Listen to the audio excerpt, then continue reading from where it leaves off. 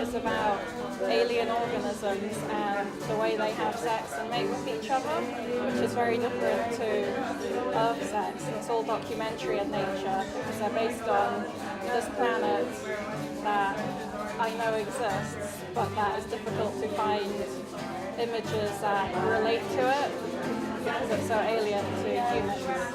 So there's this kind of narrative story about this like kind of desert planet, and it's got humanoids living on the surface, and there's all of these mysterious holes in the ground, and they go down these holes, and there are these caverns where there are these other aliens that are like pure genital, and they mate with the humanoid aliens.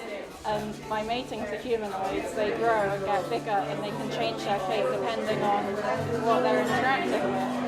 And that's the subject of all my work.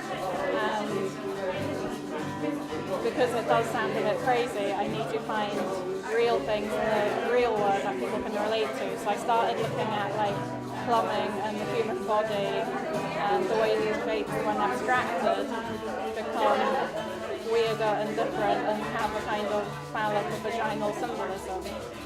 And that's what I do. But then with these particular pieces, I started looking at flowers and floral organisms and kind of like mutating them in a way. And I never really wanted to do anything with flowers because it's such a cliche that painters paint flowers to look like their vaginas, and I don't want to do that at all.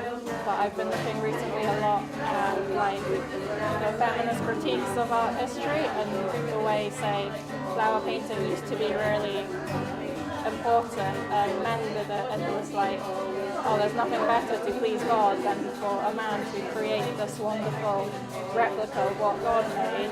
And then as soon as women started painting flowers, they were like, oh no, flower painting is shit. And now no one paints flowers because it's just like a woman thing, so no one does it unless they're, talking about their vaginas or it's just a hobby. So I kind of wanted to rehabilitate that in my own work. So that's what these ones are about, just here.